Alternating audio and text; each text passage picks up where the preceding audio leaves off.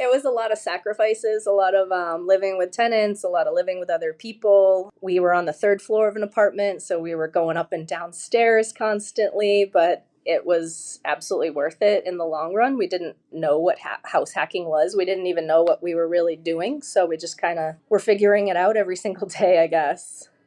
Welcome, millionaires and future millionaires. You're listening to the Millionaires Unveiled podcast, a show where you'll hear the stories and interviews of everyday millionaires. We'll unveil their decisions, their strategies, and their portfolio allocation. Now to your host, Jace Mattinson. Welcome back to another episode of the Millionaires Unveiled podcast. This is episode number 337. Happy New Year to everybody out there. Stace? How's it going? What's going on in your world? How's 2024 starting for you? You know, I'm 20 hours deep into 2024, and so far things are going swellingly. So far, so good. Yeah, we got the kids starting goals today, and I guess last week here has been great. And yeah, I'm excited. 2024, man. I'm pumped for this year. I don't know about you, but I think this might be the best one yet. We'll see. Hey, I appreciate the attitude. I think I'm always looking forward to a new fresh start and some optimism going forward.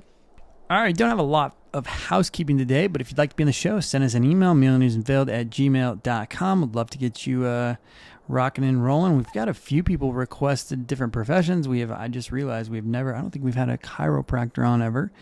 And there's a few other kind of medical professions out there that aren't doctors or dentists that we haven't had on. So if that qualifies for you, we'd love to hear from you.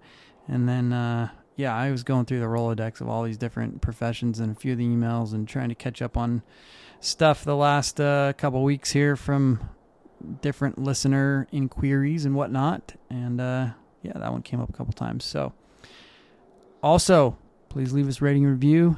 It helps us continue to grow the show and reach new millionaire interviewees. So today on the show, we've got Rayne. She's in her late 20s, net worth of $2.1 million.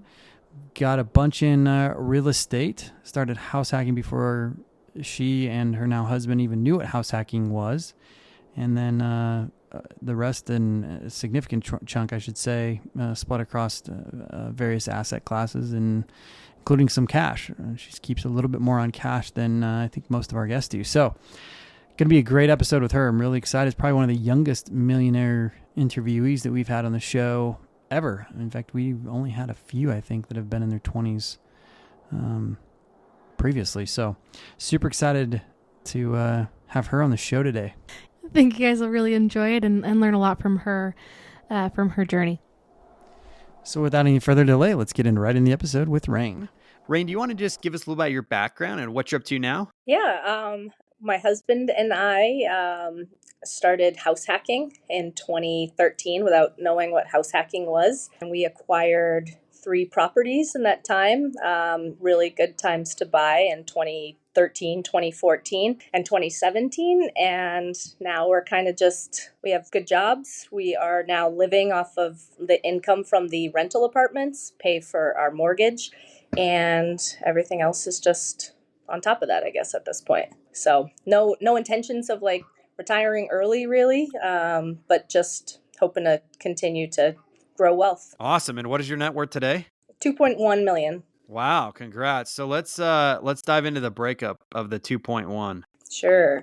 So about 2.5 are in assets. We have a $1 million in debt, a cool $1 million in debt, $350K in 401ks, $60K in brokerage, $100K in a Roth, $33K in 529, and then about $190 in cash.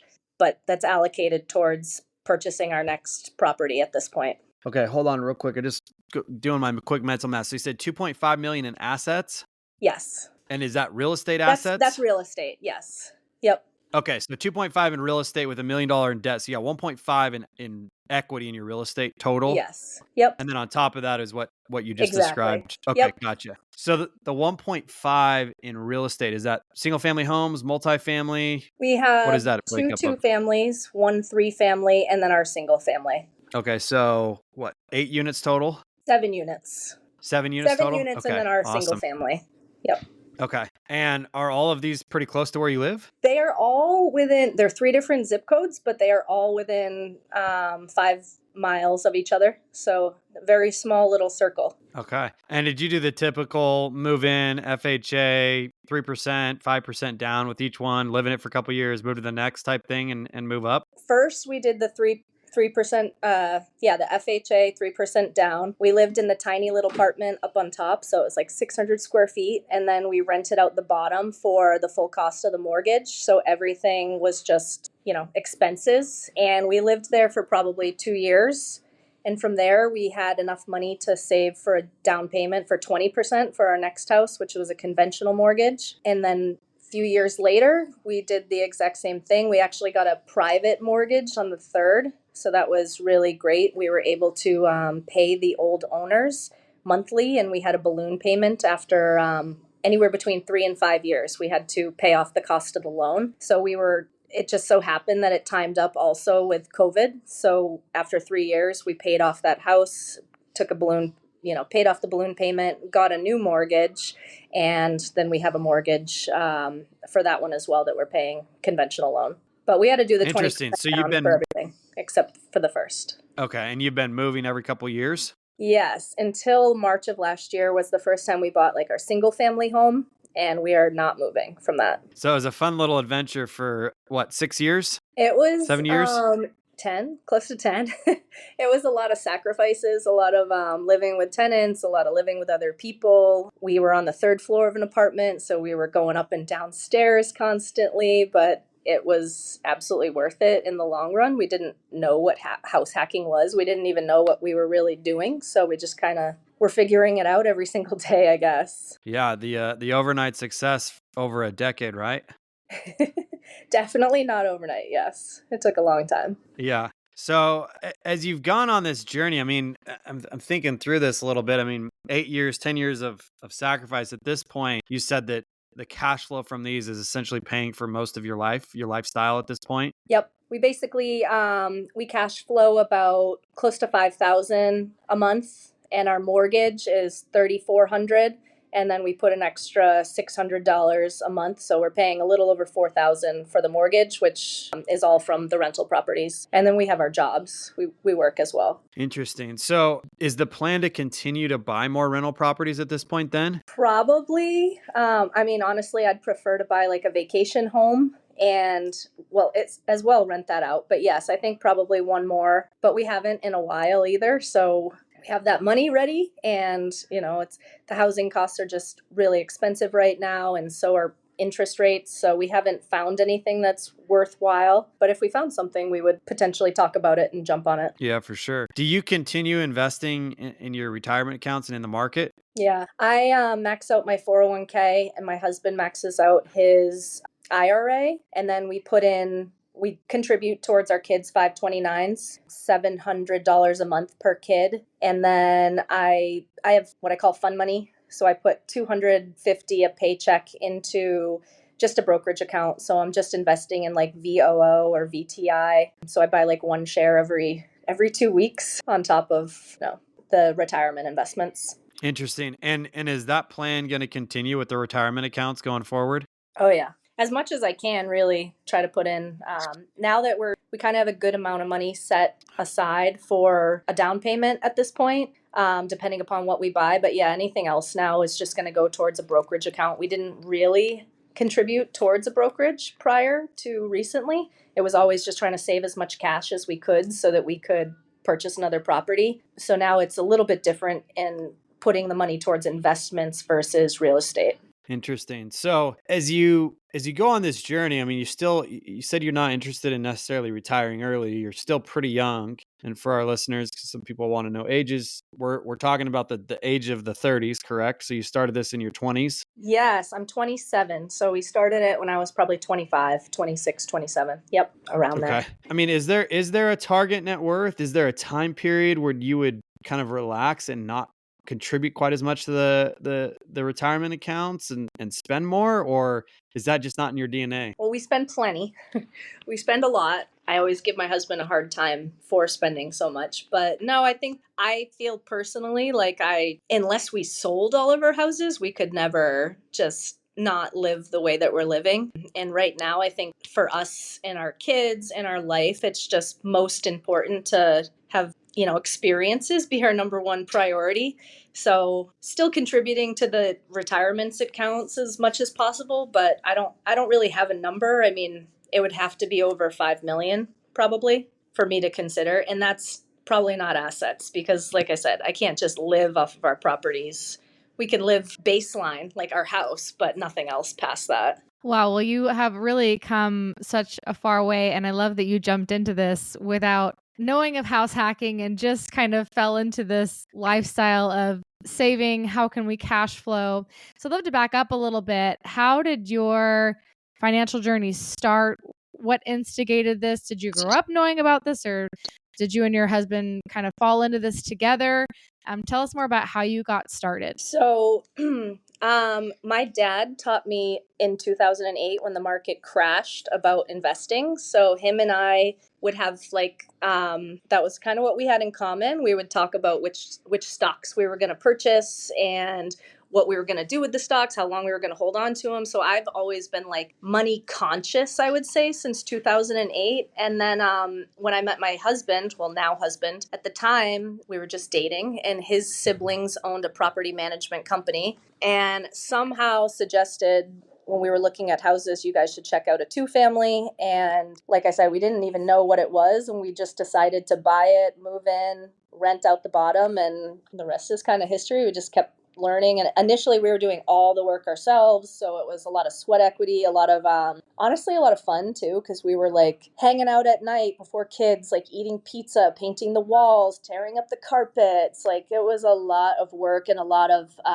time spent together that we wouldn't have ever done otherwise, I think. So not only did we learn a lot, we had a lot of fun together while doing it. And I honestly, timing, it was so like the market was perfect when we were buying, and the houses were so cheap compared to what they are now. So a lot of it had to do, I think, with luck. It wasn't fully just us. That's for sure. Bless you.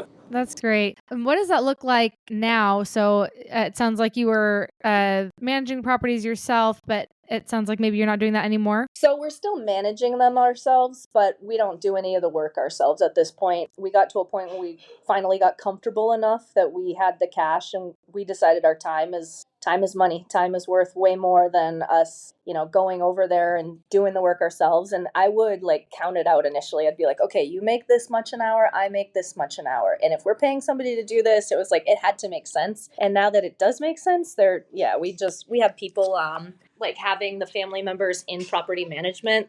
We joke like we've got a guy for this. We've got a guy for this. So we have a really good extensive, network of people that can assist doing odds and ends, random things. But we have people that we can just text on a Monday and they will come over Monday afternoon and assist us. So it's, like I said, the 10 years has been beneficial to us, and we have had a lot of fun and learned a lot while doing it. At this point, do you have any trouble managing your properties while maintaining your full-time jobs, or does it feel like a well-oiled machine? We are extremely, extremely good to our tenants. And I think in turn, they've been really good to us. So we have a good relationship with all of them. And, we're very upfront. If we want to know something, if something is wrong with the apartment, we're fixing it now. We're not waiting. We get it done immediately. So that has helped. We haven't had any nightmare tenants, any of those issues. We've let people out of leases early just because if we felt like something was going to happen or we felt like a tenant could be an issue,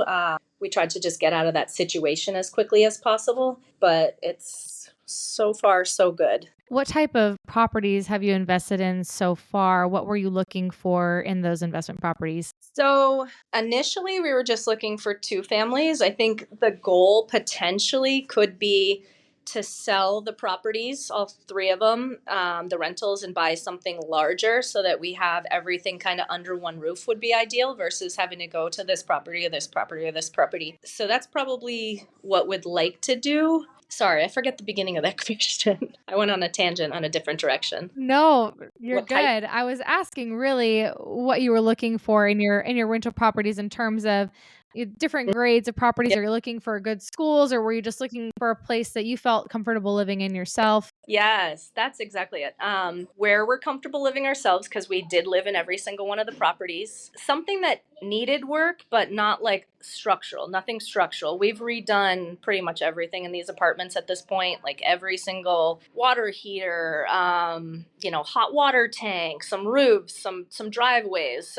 So we're always looking for a property with work to do, but not like a 50K investment off the bat. It's usually pretty small that we could do over time. So I think that's ideal for us, is something that we can kind of build up over time. Thanks for sharing that insight. I know we have a lot of listeners looking for investment property, so it's always helpful to see what's worked. And your timing also worked out great. We can't guarantee that for everybody I looking for an know. investment property, but but Rayne has some good ideas here. Tell us about the roles of you and your husband's jobs, your careers, how that's helped or assisted you along your path. We're both in marketing. I think we're good with people. We are great with our tenants. Has it helped us? Potentially not.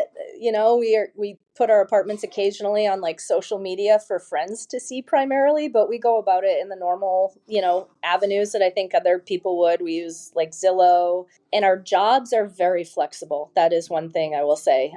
He works from home. I don't work from home, but I have a very flexible schedule. So if needed, thankfully it doesn't happen a lot, but I could leave at any point, that I needed to, and go jump to a property. So our flexibility has definitely helped. And yeah, just the fact that I'm super into money and he's, my husband's pretty handy. It's been helpful. Are you more of the leader of the financial wealth building, or Yes. or is I he? am yeah, definitely. I joke with him, if I ever die, like, he won't know where any of our finances are located. He's never seen a bill. We joked because his credit was like a few points higher than mine recently, and he doesn't pay his credit card, like, has no idea. So I do all the billing and the finances and the money stuff, and he's handy in a lot of other areas. He has a lot of other attributes he's He contributing to the definitely team. does. Yeah. I wouldn't have gotten into the properties probably without him. So he was the catalyst behind starting the initiative for the rentals. And I've just been the catalyst for like saving and, stashing away money and being willing to jump into, hey, do you want to just buy this property and see what happens? Well, that's a strong team right there. So, Rayne, as you think about getting to this 5 million mark, I mean, would you ever walk away from your jobs at that point, or do you enjoy them enough that you're in it to win it to the end? Honestly, my husband and I talk about what we would do if we retired, and I don't think either of us could fully retire and just like walk away from nothing. Would do something, and he is very into like making videos and stuff like that on social media. So he'd probably want to go into an avenue like something that we do, because like I said, we're both in marketing, but just more fun versus like having to do it, I guess. Yeah. Has your lifestyle increased at all as your wealth has grown? Yes, unfortunately, way too much. Yes.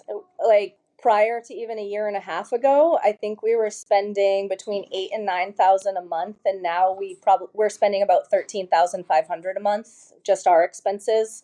And then with the rentals, like closer to 20K a month, which is, we can afford it. It's just in my mind, I'm a lot more money conscious than he is. I'm the saver, he's the spender. So I always have something to want to cut off the list, like, oh, we shouldn't be spending here. And he's like, we can, like, just stop stressing about it. Like, we've worked really hard to get to where we are, and let's just enjoy it. So it's definitely balance. And we are definitely opposites when it comes to a lot of those kind of money topics. So it's fun. There's good candor. And yeah, we're totally different, but it's working. What are some of the common culprits in his eyes? Oh, he's super, super techie. So like anything techie he needs. Like he wanted a Tesla when he was making, I think, $60,000, and I put my foot down. A year he was making 60K a year and wanted to buy a Tesla, and I was like, if you do that, we're done. Like, you cannot afford a Tesla. We can't afford a Tesla. He joked about it recently too. He's like, remember we almost got a Tesla like 10 years ago? I was like, no, we didn't almost get a Tesla. Like, you thought about it, but we couldn't afford it. I think I'm a realist when it comes to money and being able to afford things and paying it off, and won't buy anything unless I like have that cash to pay it off. And he, like I said, he doesn't really know about the money. So he just wants to purchase things, and but he knows there's like a line, and we're not crazy spenders. We're savers as well. So finding the right balance has been key for our relationship. Do we have a Tesla now? No, we don't. We were just talking about it earlier today. We need to Oh get solar on our man, house. I that's said the we need most to get common solar car of first. millionaires. Well, they're like cheap. They're like, we have Subarus, both of us, and I'm like, they're basically the same cost now as like a newer vehicle, like any other vehicle. So it's Crazy, just right? you have to get the electricity and get all that hookup that we don't have yet. So maybe it's in the cards, but I have a few other things I'd prefer before that, probably. What Like a about what's vacation on your house. list? I want a vacation house for sure. Oh Yep. man. Any particular place in the country? So we are local to New Hampshire. So probably in New Hampshire, all of our properties are there. Lakes region. Stacy was saying she's never been to New Hampshire, but Lake Winnipesaukee is beautiful, and I would love to have a little investment property there. We're waiting for yours to open up so that we can come visit it. So once your real property's available, we're going to come see New Hampshire. Sounds good. That's great. Not only will we do that, we've got some business up there, so we probably will be up there next summer. But Very at cool. any It's rate, beautiful. vacation home. Are there any like particular things that you've splurged on, that's not a vacation home as you've grown your wealth? I think our splurges are generally vacation based. We brought our daughter at the time, it was right before COVID, so I think she was like 2.5 or 3. We brought her to, we brought ourselves and she came. But we went to England, Switzerland. She's been to the Dominican Republic. I love to travel personally. Splurges, I would say we're not really materialistic terribly. We love to go out to dinners. We love to do fun stuff, but nothing that I would say like, oh my God, that was so expensive. I think the things that we think are expensive are the things we use the most, like our couch and, our bed and stuff like that we've paid a lot of money for, that is at the time like, how did you spend that for a couch? But I'm like, we sit on it every single day. We are literally on our couch all the time. So yeah, I would say it's mostly about the entertainment and doing fun things versus buying anything really. We are certainly on the same wavelength with valuing experiences, and I can understand spending the money on things that have a lot of utility in your life that you're using every day. Yeah.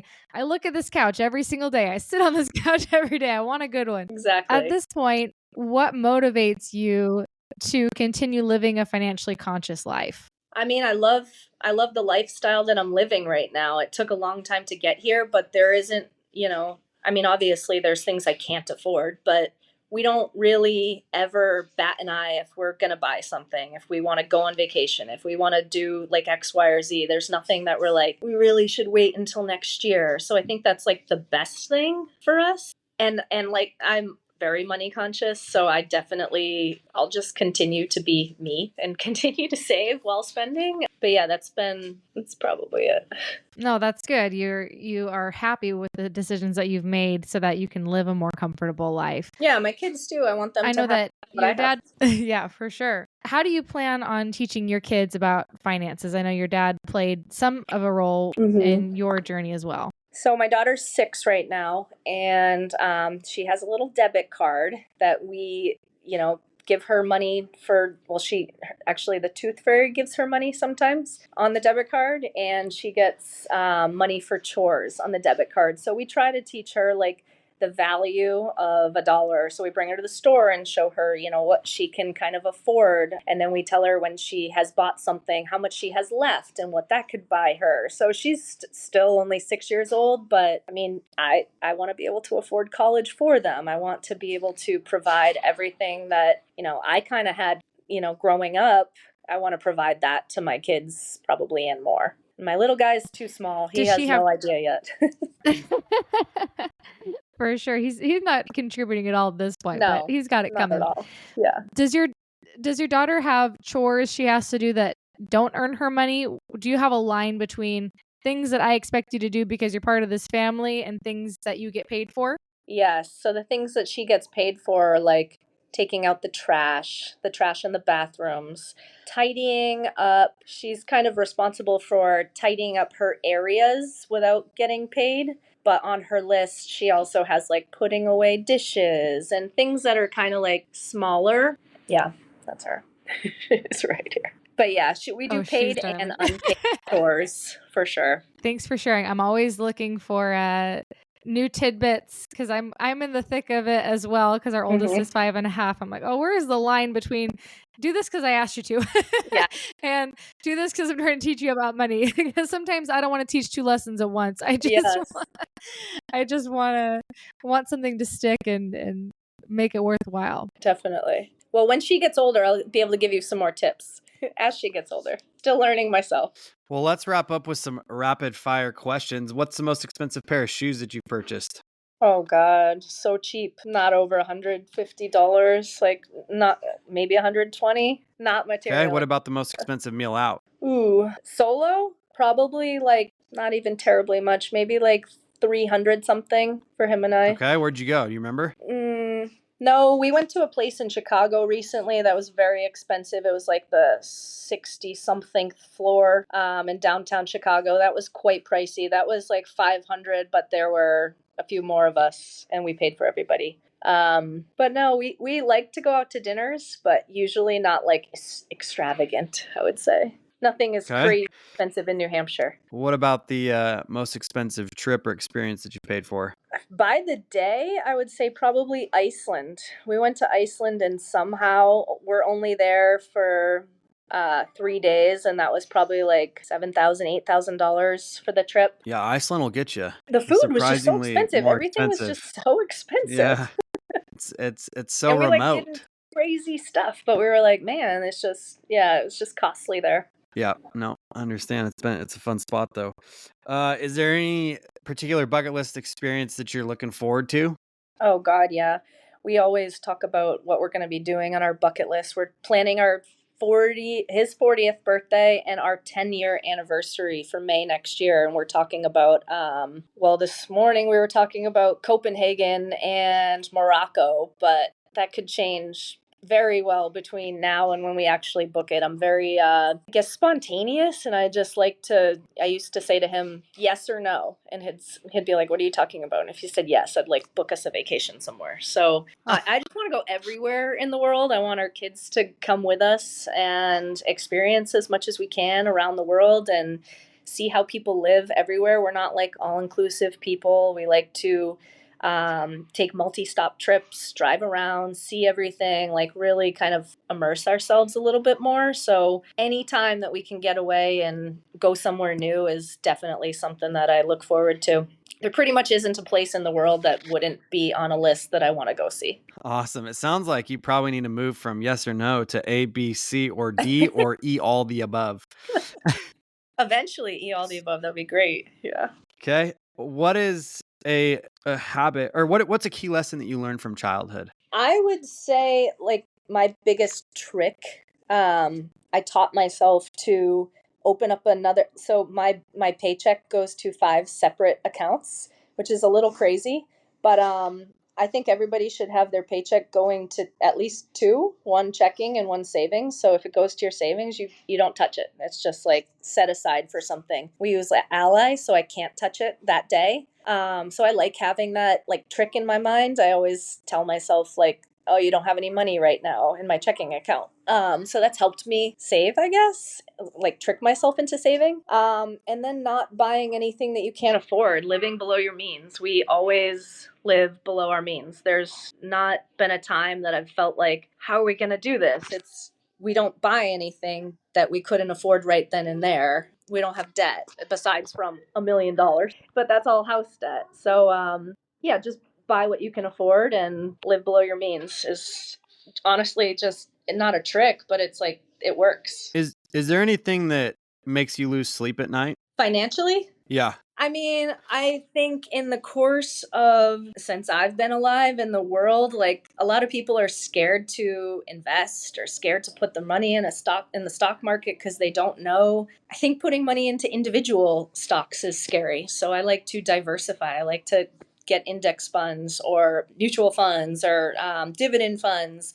And I think the only thing that scares me would be if the market like completely crashed, but I think the world would have more issues than just the money. You know, the whole world would be like in disarray. So the trajectory is just it's always gone up. You know, the stock market has always gone up slowly. So I'm just banking on that it'll just continue to grow and I don't lose everything overnight. What was your first job? Ooh, I worked at a pizza place. I made pizzas when I was 14 years old. Do you remember how much you earned? $7.25, which is still the minimum wage in New Hampshire, which is crazy because that was a long time ago. Wow. What financial habit do you think has changed the most since becoming a millionaire? Habit. I would say that I purposefully need to set aside money, purposefully need to put into my investments. I have a lot of money habits, I would say. So nothing has completely changed because I've always been pretty frugal, relatively, I guess. Yeah, and we don't really have a ton of high value items. Like I'm driving a Subaru. My husband's driving a Subaru. So we could afford a Tesla, but that's also just like, do I need a Tesla? No, I think I'm pretty realistic on things that I need and things that I want versus like just showing off a nice car or a nice, pair of shoes or I don't really care about any of that stuff. Yeah. What's the craziest thing you've ever done to earn money? Earn money. Probably nothing terribly unconventional, that's for sure. It's funny because I used to do a lot of focus groups like in marketing, and a lot of people on my team would be like, this person makes over 150K a year. Like, why are they doing a focus group and making like $75? I sometimes do focus groups and I find them fun. And I also think that focus groups help the company. So I like to do focus groups, I guess. Okay.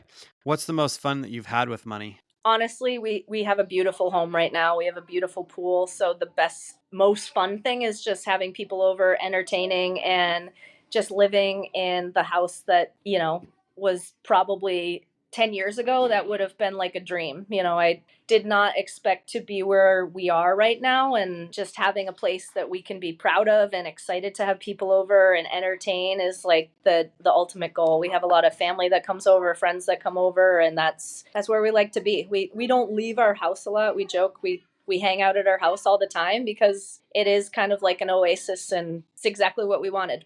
We looked for 18 months or something for a house, and when we bought it, it was like perfect. Is there anything in particular as it relates to giving that is part of your financial journey or will be in the future? Yeah, I would say we're very giving in general. We're always donating to like, charities, or we have nieces and nephews. We instead of like buying gifts, we do money. So for my side of the family, the kids, we put money into brokerage accounts for the kids. So instead of giving $100 for Christmas or a gift that they're going to throw away, they're actually not even going to see that until after they're 18 years old. So we've been setting aside money for the kids that they don't even know about. And we're excited to hopefully be able to have that accumulate and make money for my sister's kids. Yeah. That's cool. Any last pieces of advice for somebody who's just starting out on their journey? Yeah, I think the biggest thing is like we took risks and didn't know if it was going to play out, but on paper financially, it sounded good and it worked out. And yeah, taking the risk I think is half the battle because a lot of people are afraid to start or afraid to do something. And I had a good support system, which my husband, he was really good and a good teammate and good partner. So I think if you have someone that you can trust and work with, buying a rental property isn't all that different, especially if you're living in it, than buying a single family home because you're there. You're going to be, you're going to be putting your time and effort into it. And yeah, our rental properties are basically still like our houses. We treat them as if they're our houses. And we hope that people respect our property as much as we do. And yeah, it's just been a really eye-opening and great learning experience, just kind of figuring it all out day by day. We could probably write a book on the things that we messed up or didn't do right. Like, I have a huge failure, in my opinion, of I refinanced my house, one of our properties, from a 30-year mortgage to a 15-year, and I actually increased the interest rate. I should have just paid additional money on that mortgage instead of refinance to a higher rate. So we've made plenty of mistakes. And I think it's just like not giving up if you make a mistake. And even if it's financial, as long as it's not like bankrupt, we can come out of it and figure it out and find a solution, I guess. So yeah, taking a risk has been a good thing for us. Awesome. That's Rayne with a net worth of $2.1 million. Thanks for coming on the show today. Thank you, guys.